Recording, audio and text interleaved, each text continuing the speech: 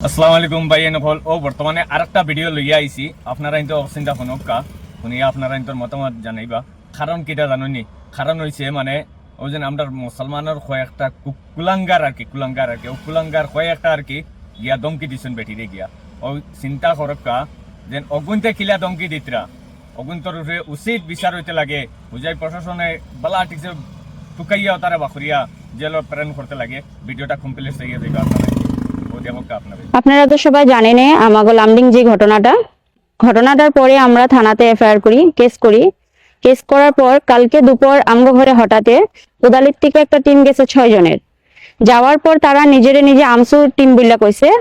তারা আমগো লগে যাওয়ার পর আমসু টিম বিল্লা আমগো লগে মিল্লা তারপর তারা আমগরে কনফার্মাইজ করতে চেষ্টা করছে যে আমরা যাতে কেসটা উডুল করে লই কেসটা আমরা মিউচুয়াল করে লাই না হলে আমরা লামডিং থাকতে পারবো না লামডিং আঙ্গ বাড়ি ঘর জ্বলাইয়া দিব তারা এসব করে আমগরে ভয় দেখাইছে যাতে আমরা কেসটা উড্ডুল করতেই লাগে এইভাবে ভয় দেখাইছে তার মধ্যে 6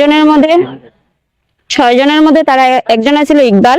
আরেকজনের নাম ছিল লুৎফুর রহমান দুইজনের নাম আমি জানতে পারি আর যখন আমগর লগে যে অরিজিনাল আমসু পার্টি আবার খবর শুনে তারা তাড়াতাড়ি ভাগ্যা যায় লামডিং থেকে ডুপ্লিকেট আমসুয়ে আর তারা আমগরে এটাই জোরজবস্তি করতেছে যে আমরা যাতে কেসটা উড্ডুল করে লই না হলে আমগরে লামডিং থাকতে দিব না আমগো বাড়ি ঘর জ্বলাইয়া দিব আমরা মিউচুয়াল করতে চাই না আমরা এটার শাস্তি চাই উচিত বিচার চাই ন্যায় চাই আমরা আজকে তারা এটা করছে আজকে যদি তারা উচিত বিচার না পাই আমরা আজকে যদি আমরা মিউচুয়ালে যাই তো কালকে তারা এর থেকে বড় স্টেপ নিব আমি রেজাউল করিম নেতৃত্ব আমসু টিমের আমি